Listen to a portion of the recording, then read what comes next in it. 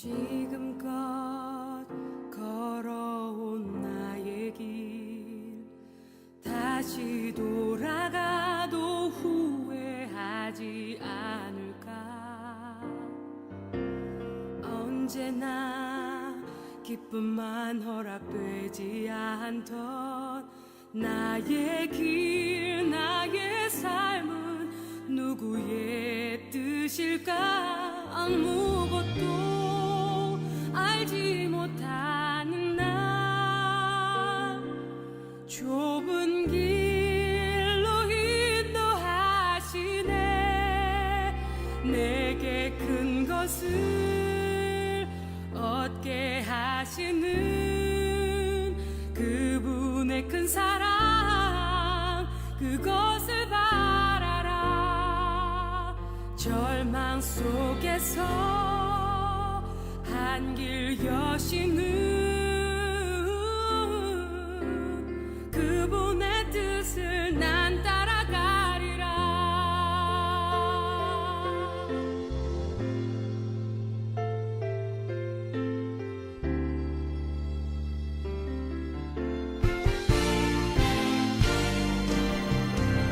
지금껏 걸어온 나의 길 다시 돌아가도 후회하지 않을까.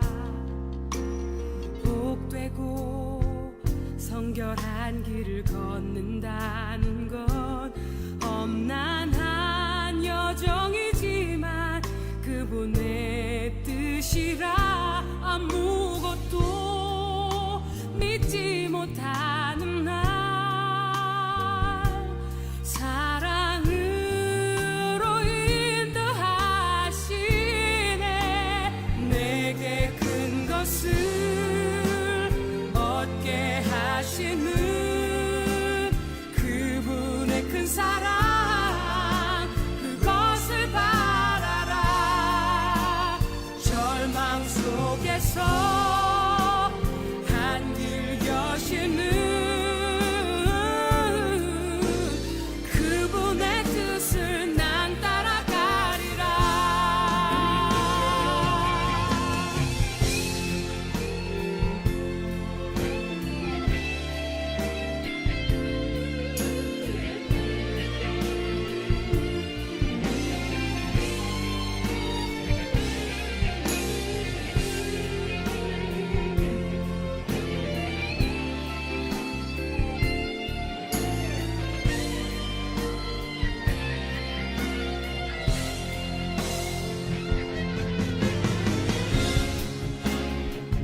어지러운 이 세상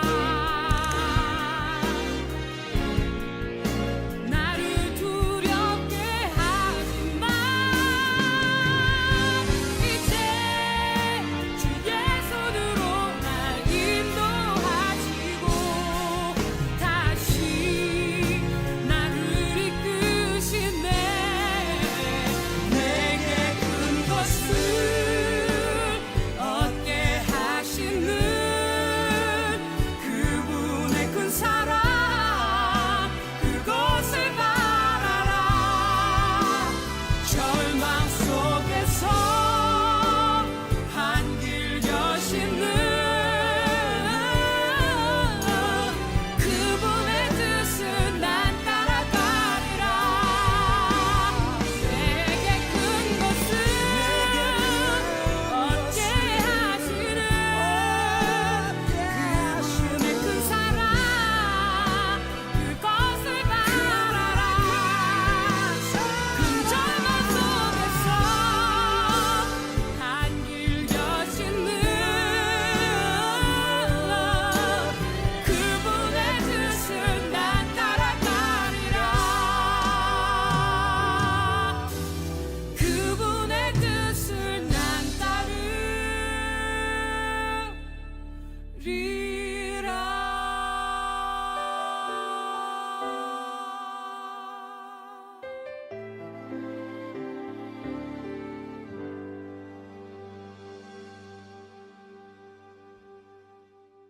오늘 누가복음 7장 1절부터 10절까지 말씀 같이 보았습니다.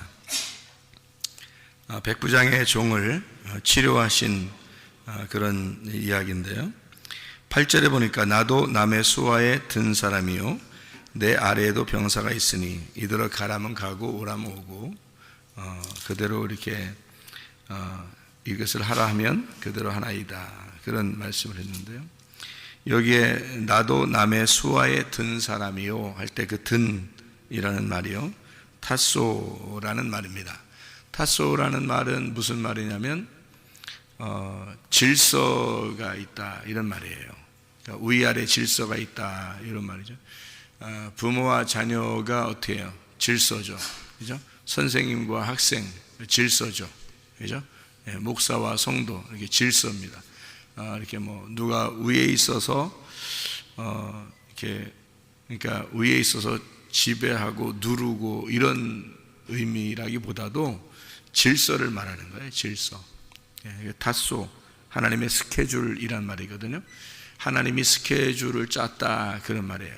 그러니까 자기도 남의 수하에 든 사람이다. 하나님의 스케줄대로 내가 이렇게 사는 사람인데요, 내가 그 밑에서 이렇게 사는 사람인데요 라는 말이고, 또 하나님께서 이 하인도 이렇게 질서, 내 질서 안에 이렇게 스케줄대로 하나님이 그 안에 포함되어 있는 사람이니까 말씀만 하십시오라고 이렇게 이야기를 했어요.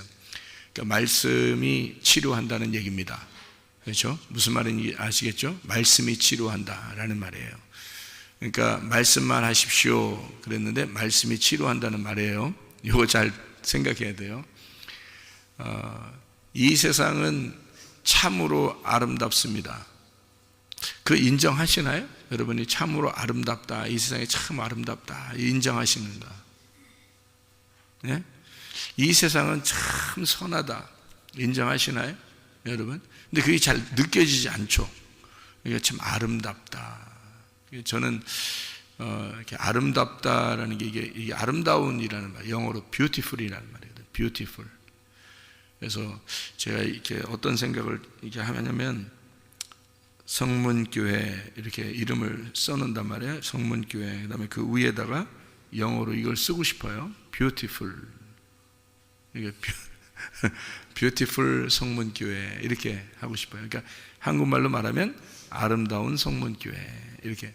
성문기도학교도 위에다가 영어로 이렇게 쓰고 싶어요. 필기체로 이렇게 beautiful 성문기도학교, 그러니까 아름다운 성문기도학교 이렇게 쓰고 싶어요.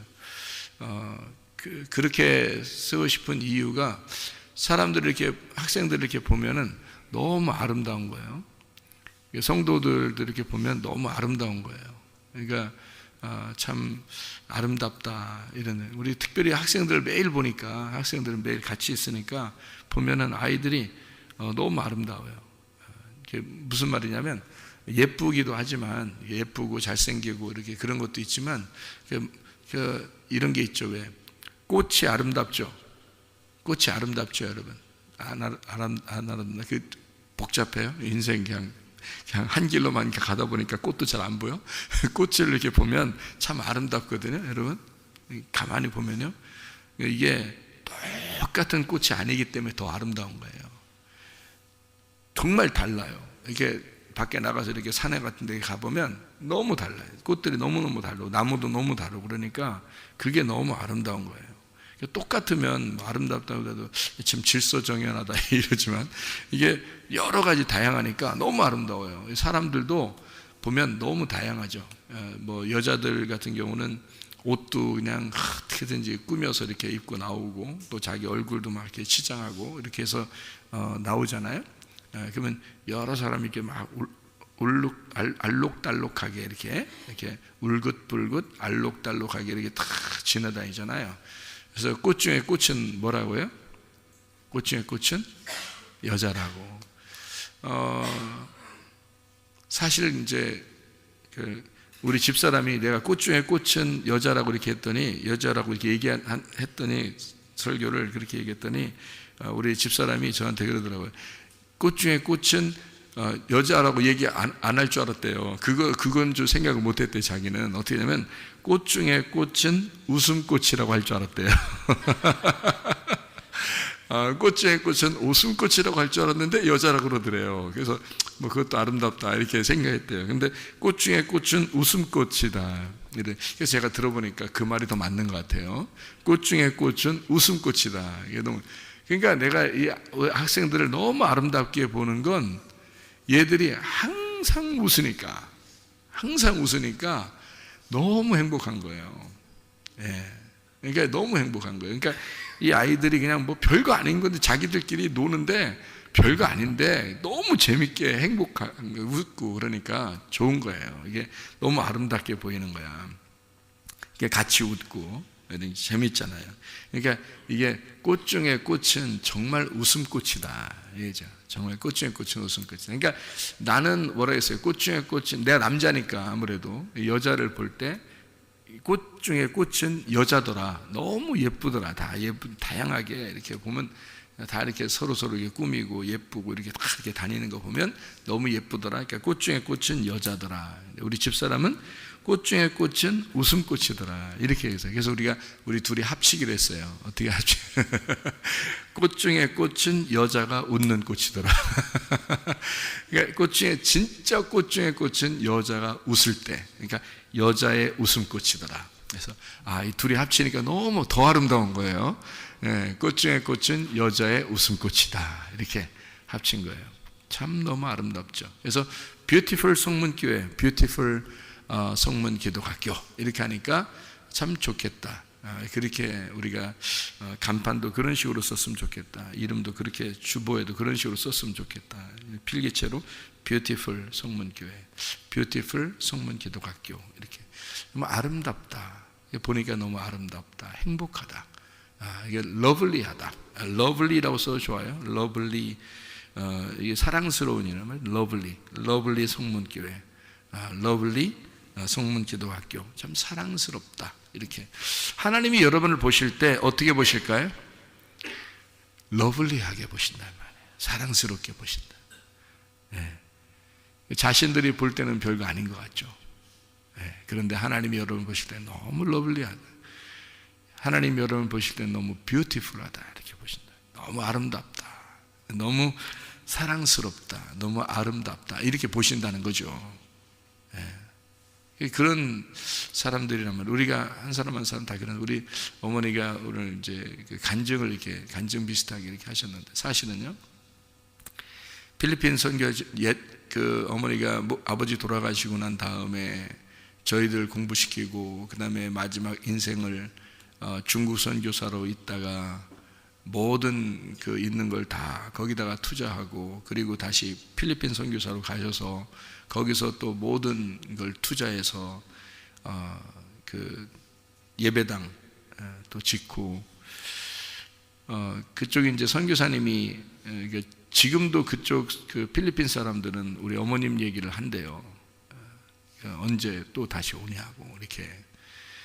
사실은 그분들 이렇게 대접하고 그러다가 쓰러지셨는데 너무 피곤하셔서 그래서 이제 정리하고 이게 들어오셨거든요. 그거 아니었으면 또 들어오지도 못했을 거예요. 계속 거기서 뼈를 묻겠다 이제 그런 말씀을 자꾸 하셔서 저희들은 뭐 하나님 뜻대로 되길 원합니다 하고 기다리고 있었는데 이제 그 쓰러지시게 된 그런 동기가 바로 이제 그분들 이제 대접하신다고 할아버지 할머니들 뭐 또 가난한 사람들 이런 사람들 이렇게 돕고 그러다가 이제 식사 대접을 뭐 한 혼자 몇십 명을 이제 하고 그러는데 자기 이제 피곤 이제 어머니도 그런 게 이제 한 거죠. 너무 피곤한데 그거를 쉬엄쉬엄 해야 되는데 며칠에 걸쳐서 해야 되는데 그게 아니고 급하게 준비를 막 해가지고 밤새도록 준비해서 그 다음날 하니까 이게 이제 쇼크가 온 거죠. 그러니까 이제 스트로크가 된 거죠. 그래서 본인이 이제 쓰러지시는 걸 잘 모르고 이게 이런 게 그런 건가라고 이제 몰랐던 거죠. 그래서 전화가 왔길래 비행기표를 빨리 알아서 빨리 타고 와라 그렇게 했는데 그게 비행기표가 이게 급하게 안 나오는 거예요. 이게 사람들이 너무 왔다 갔다 많이 하니까 이 비행기표 미리미리 예약을 안 하면 잘 안 되거든요. 필리핀이라는. 그래가지고 얼마 있었냐면 3일 동안 있었어요. 그 상태로. 여러분 이게 쉬운 거 아닙니다. 이거 그냥 가는 거예요. 근데요, 하나님이 그 3일 동안 똑같은 그 쓰러진 그 시간과 한국에 비행기 타고 도착하는 그 3일 동안 지난 시간까지 그대로 붙들고 있었어요. 그 상태로. 그래서 그 유지된 상태로 오셨어요. 비행기 타고요. 그래서 비행기 공항에 우리가 이제 기다리고 있었는데, 내리면서 이제 휠체어 타고 이제 내리셨죠. 그리고 병원에 바로 이제 들어서 이제 병원 미리 다 예약을 다 해놨었기 때문에 이제 병원에 들어가서 이제 3일 동안 있었으면 거의 불가능하거든요. 여러분, 이게 스트로크 딱 맞으면 빨리 처리를 해야 돼요. 그러니까 한 30분 안에 하면 가장 좋고, 늦어도 3시간 안에는 처리를 해야 돼요, 병원 가서. 근데 이게 이제 3일이 지났는데 그대로 이제 오셨단 말이에요.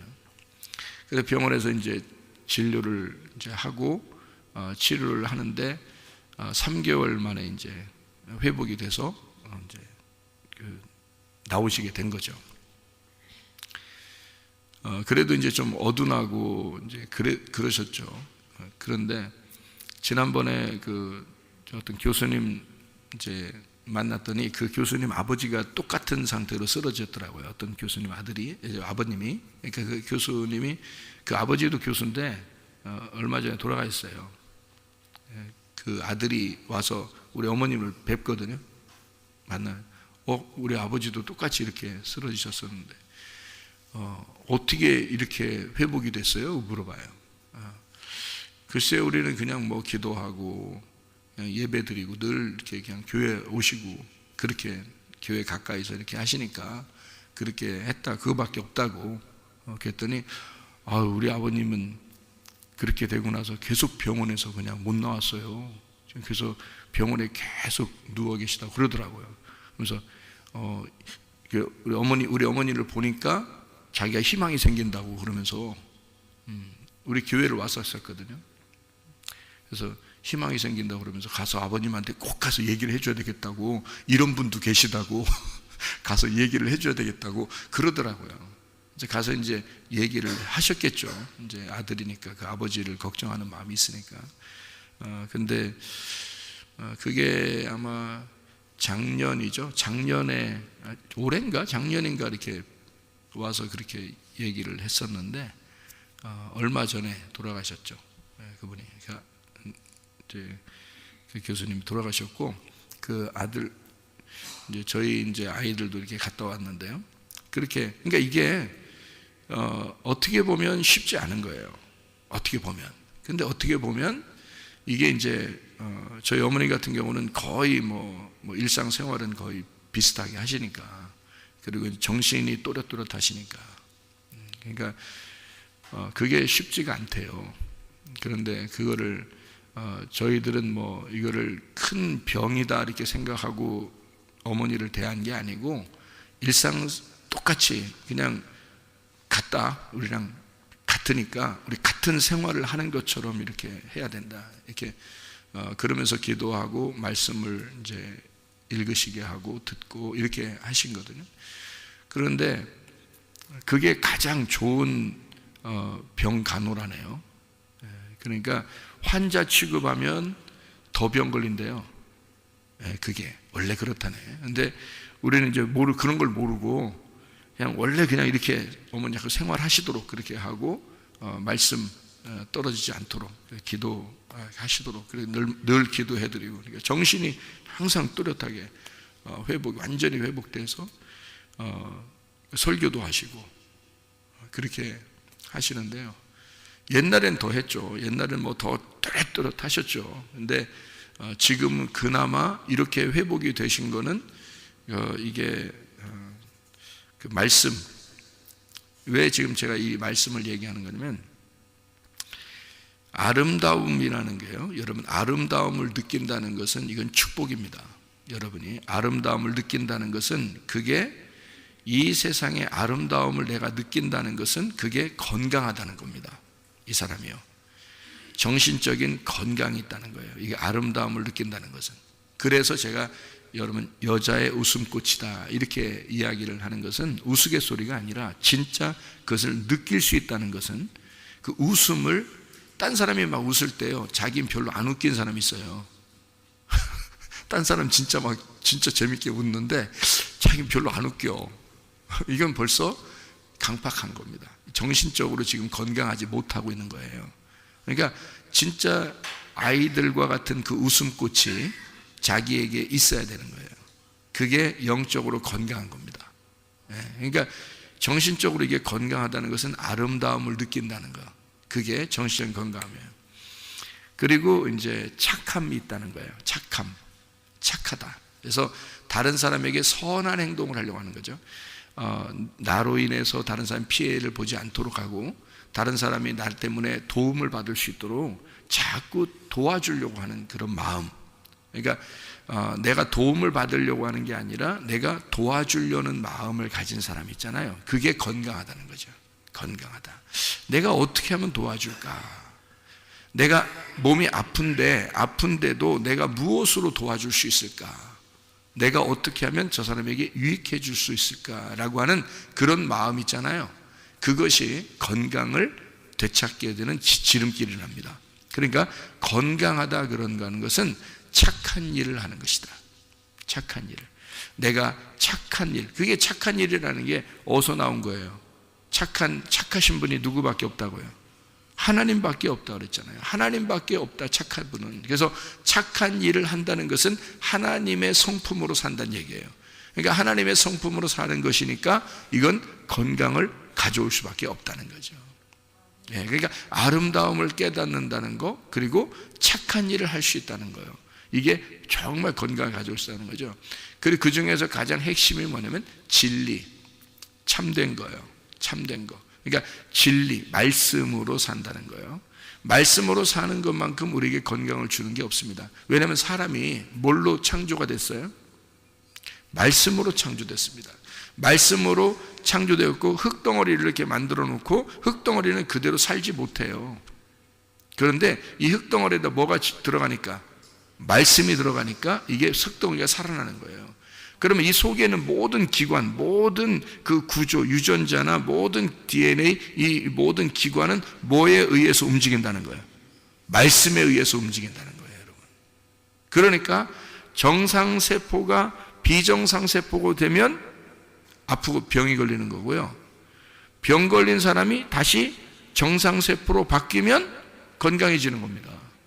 그러니까 이렇게 빨리 회복이 된다는 것은 사람들이 놀란다는 거죠. 우리 어머니를 보면서도 이러기가 쉽지가 않다는 거예요. 자기들 그 환경에서 그런 환자들을 많이 봤는데 이거 회복되기가 어렵다는 거예요.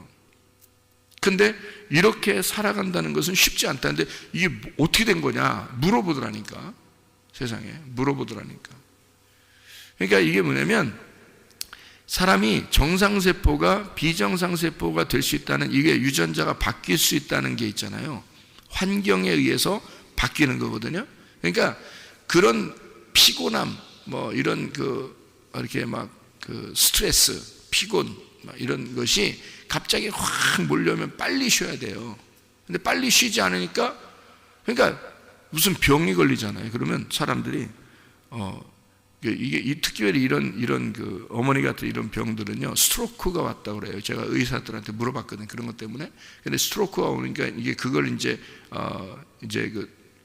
뭐 뇌졸중이라고도 하고요. 이게 그 스트로크가 팍 오면은 충격이, 그러니까 뭔가 이게 팍 속에서 뭔가 스파크라지 터져버린 거예요. 그러니까 이게 뭔가 충격이 팍 온 거예요.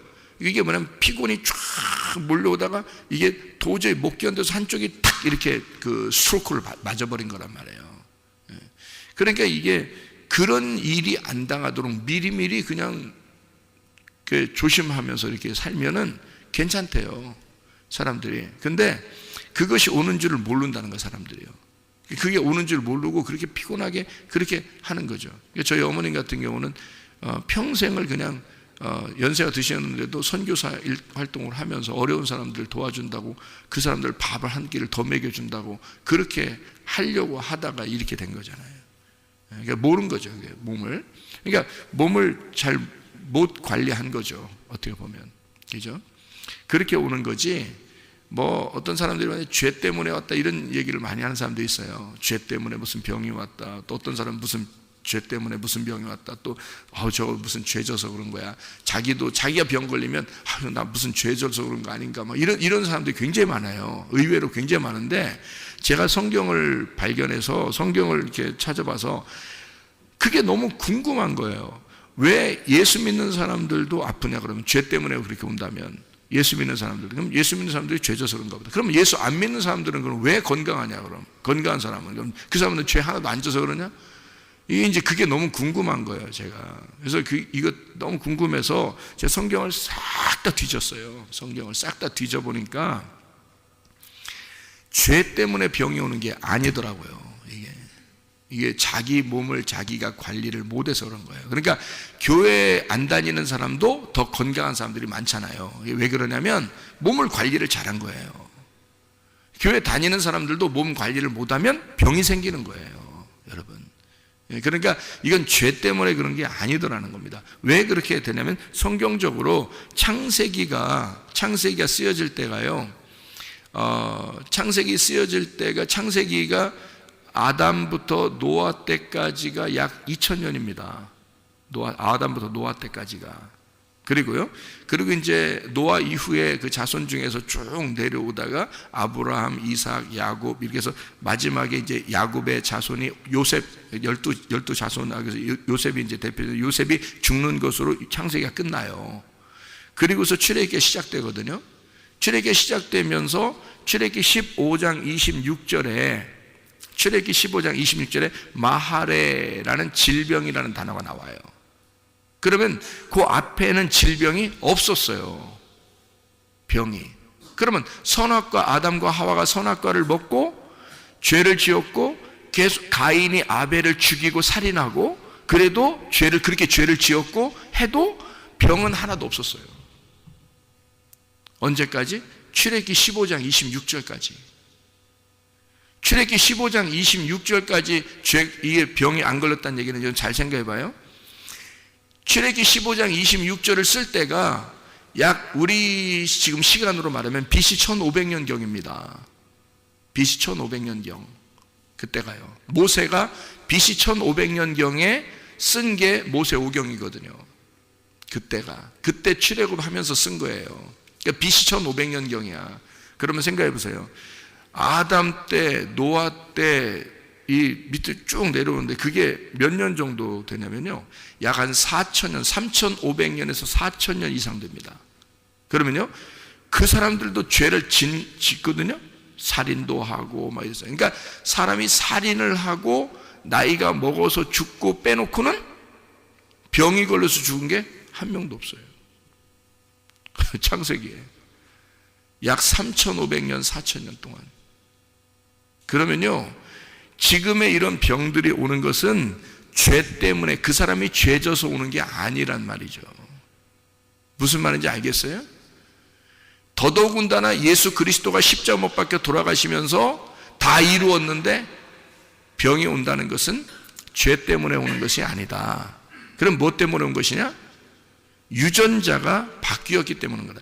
환경에 의해서 자기가 거기에 너무 스트레스를 받거나 피곤하거나, 이런 환경이 자기를 이렇게 피곤하게 만든, 자기를 스트레스를 주고 스트로크를 하는 그런 환경에 유전자가 반응을 한 거예요. 그래서 이게 그 세포가요, 정상세포로 살면은 건강한데 이게 바뀌는 거예요. 비정상세포로 딱 바뀌면서 순식간에 쓰러져 버리는 거예요. 이게 병이 나버리는 거예요.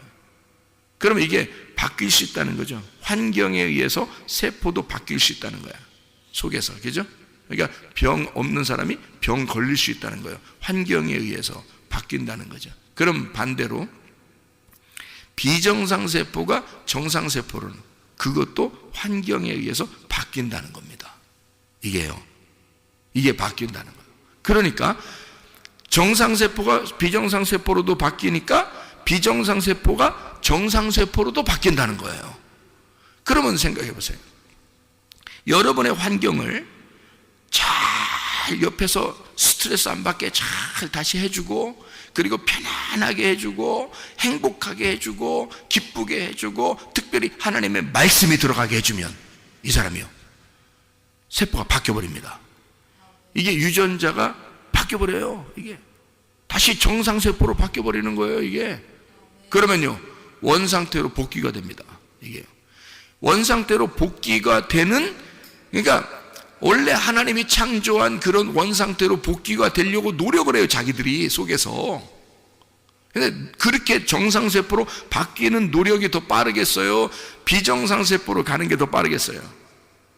정상세포로 가는 게 빠르다는 거예요.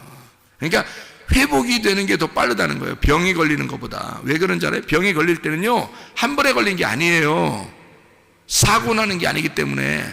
병 걸리는 거는 한참 몇 년 동안 뭔가 스트레스가 있고 힘들고 피곤하고 뭔가 괴로운 게 있었던 거예요. 슬픔과 괴로움과 뭐 힘든 게 있었던 거예요. 몇 년 동안에 걸쳐 점점 이렇게 내려가는 거예요. 이게 그러니까 원래 정상적으로 사는 사람이 비정상으로 될 때는 쉬운 게 아닌 거예요. 비정상으로 이 세포가 바뀔 때는요, 어렵게 바뀌는 거예요.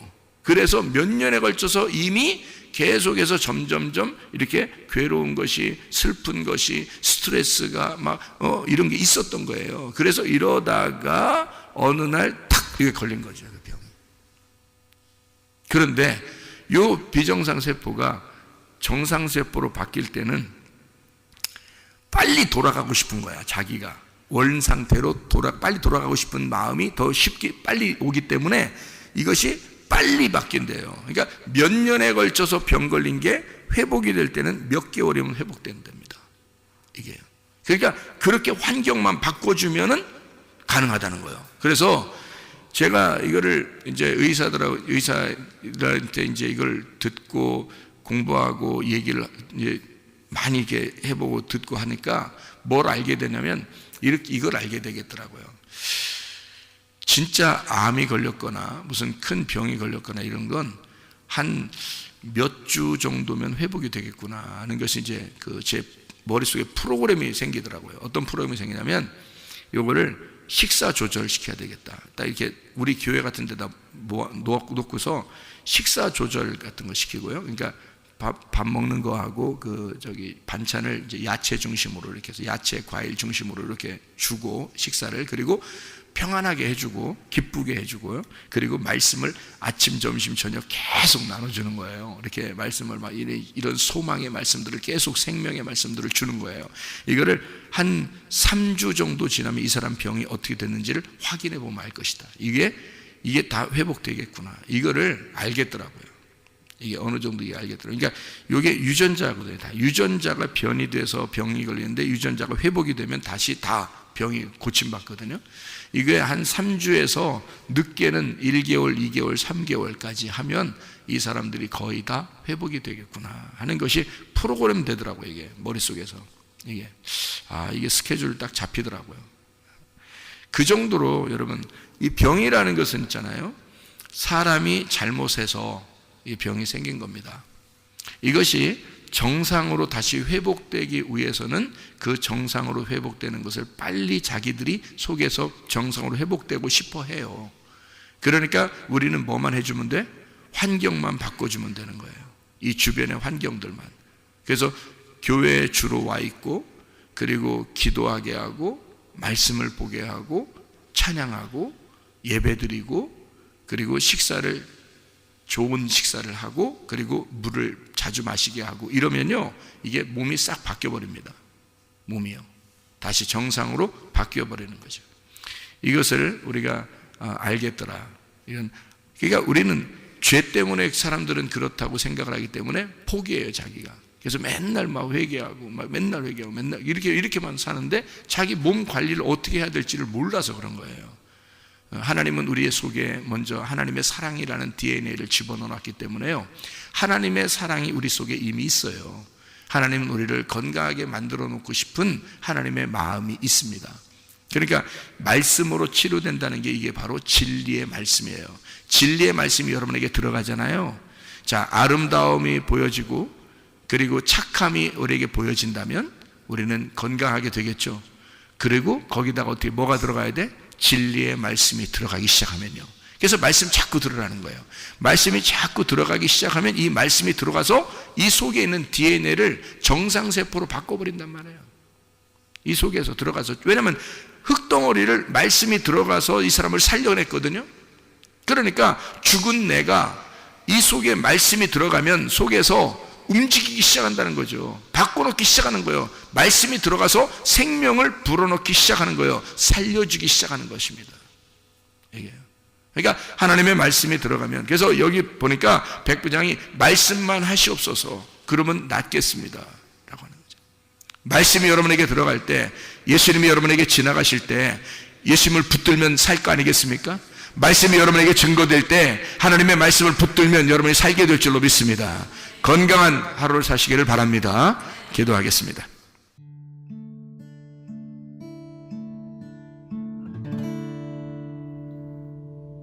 내 속에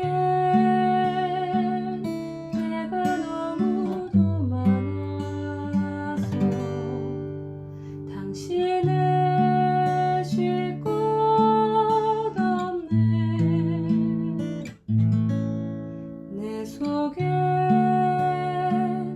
헛된 바램들로 당신을 변할 곳 없네. 내 속에 내가 어쩔 수 없는 어둠, 당신의 쉴 자리를 뺏고 내 속에 내가 이길 수 없는 슬픔, 무성한 가시나무 숲 같네. 바람만 불면 그 메마른 가지 서로 부대끼며 울어대고 쉴 곳을 찾아 지쳐 날아온